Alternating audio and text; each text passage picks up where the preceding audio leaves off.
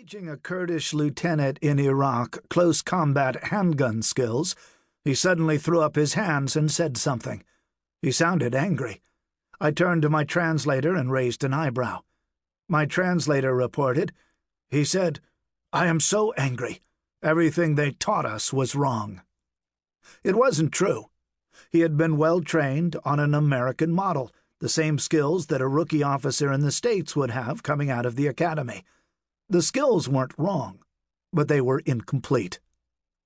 Learning to shoot safely is not the same as learning to shoot quickly. Target acquisition on clear firing lanes in good lighting, standing upright in a stable stance, is very different from target acquisition when holding your head up for a second could mean you eat a bullet.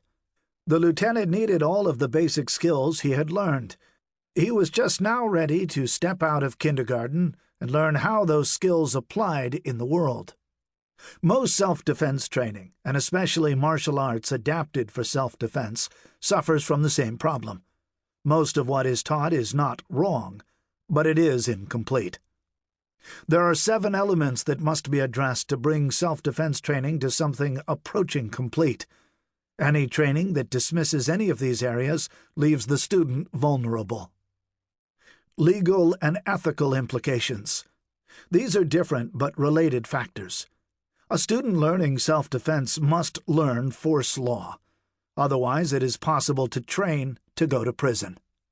A self-defense response where you wind up behind bars for years is not a very good win. Side by side with legal rules, every student must explore his or her own ethical limitations. Some people simply cannot bring themselves to kill, maim, or blind.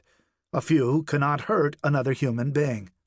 Most do not really know where this ethical line is within themselves. Part of an instructor's duty will be to find that line and either train with respect to it or help the student grow past it. Violence dynamics. Self-defense must teach how attacks happen. Knife defense is worthless unless it centers on how knives are actually used by predators.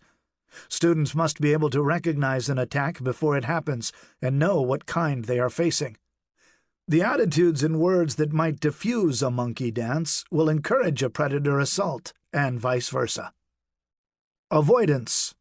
Students need to learn and practice not fighting, escape and evasion, verbal de-escalation, and also pure not-be-there avoidance. Counter-ambush. If the student doesn't see the precursors or can't successfully avoid the encounter, he or she will need a handful of actions trained to reflex level for the sudden violent attack. Breaking the freeze. Freezing is almost universal in a sudden attack. Students must learn to recognize a freeze and break out of one. The fight itself. Most martial arts and self-defense instructors concentrate their time right here. What is taught just needs to be in line with how violence happens in the world. The aftermath. There are potential legal, psychological, and medical effects of engaging in violence, no matter how justified.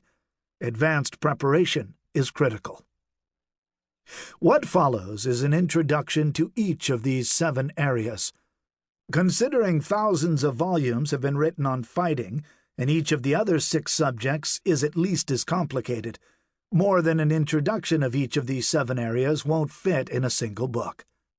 However, scratching the surface will show you the uniquely interwoven nature of each aspect, and may urge you toward better preparation should your next fight have no rules.